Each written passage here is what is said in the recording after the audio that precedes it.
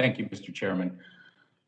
It seems clear to me that my Republican colleagues are taking an opportunity to amplify anti-immigrant rhetoric with this resolution. It's like I'm watching Fox News right here in committee. Title 42 was an excuse to keep people out of our country. Right now, we have protocols, vaccines, and testing to contain this virus.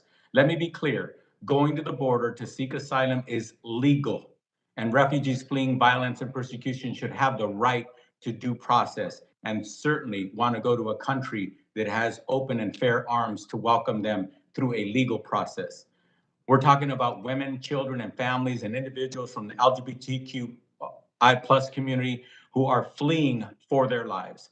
But time and time again, we're seeing Republicans fight to keep it a tool to deter illegal immigration. We all know that Title 42 has been weaponized by the former Trump administration and Republicans to tell a false narrative that immigrants are bad and pose a danger. But the US has been a bedrock around the world where we can accept people who become a positive part of our country. In fact, the only way we've maintained the #1 economy in the world is because we've accepted good, hard-working immigrants to be part of our great country and to contribute to our economy. And despite what some of my colleagues might say, immigrants are a positive contribution to our economy, not a negative. They add, not draw away from our economy that benefits every single American. It's interesting to me that when it comes to immigrants, suddenly my Republican colleagues have all kinds of concerns about more stringent public health measures. My colleagues across the aisle have consistently opposed common sense public health solutions to slow the spread of COVID-19, yet they continue to argue that COVID-19 public health emergency requires that asylum seekers be turned away.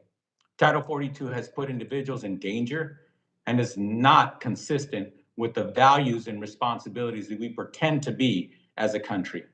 And what makes this resolution even worse is that it also tries to tie in Title 42 with the volume of fentanyl coming into the country, which is simply not true.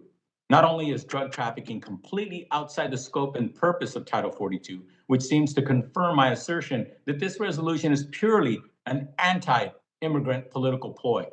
It's also entirely disingenuous to point the finger at immigrants for our opioid crisis. Why don't we talk about the US-born and bred Sackler family? They played an outsized role in the opioid epidemic, doing far more to advance the fentanyl crisis than any number of immigrants or others involved in this crisis. Seeking asylum in the US, again, is a legal process, and we should respect that.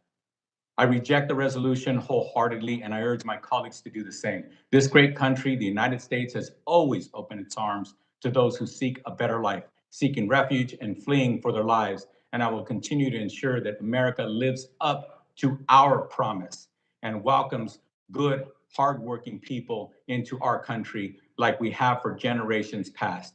We should continue to be the country that we say we are, which is a country where the American dream is there for every person who's willing to work hard for it.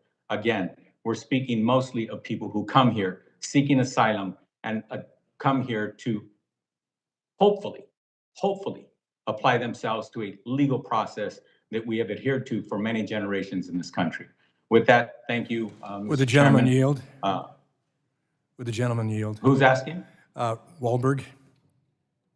Okay, I'll yield to you, but I will reclaim my time if I feel the need to. I understand. I appreciate that. I just wanted to make sure it was very clear.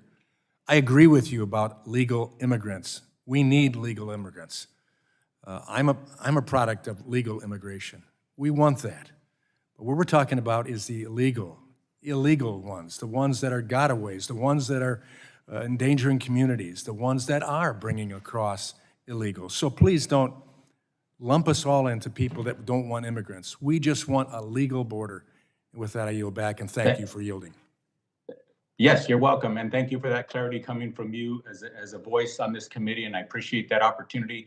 And I'm gonna say with my last 20 seconds, I am proud to say that I'm the son of a father who came here and worked hard every single day to bear 11 American-born citizens with my mother, who was an American citizen. but my father came here supposedly the wrong way, but he never broke any laws. And he was a good man, and he contributed to this country, and his next generation and the next will continue to do so.